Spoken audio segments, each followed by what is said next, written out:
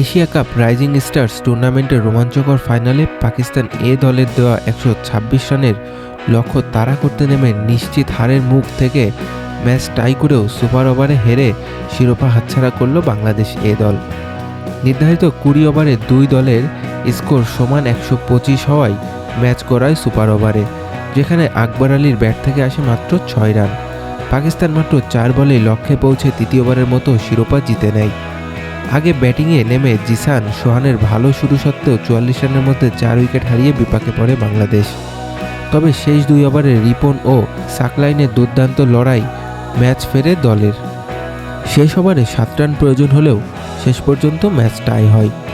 বোলিংয়ে রিপনের ৩ উইকেট ও রাকিবুলের ২ উইকেটে পাকিস্তানকে ১২৫ রানে থামালেও তা শিরোপা জয়ের রূপ নিতে পারেনি বাংলাদেশ।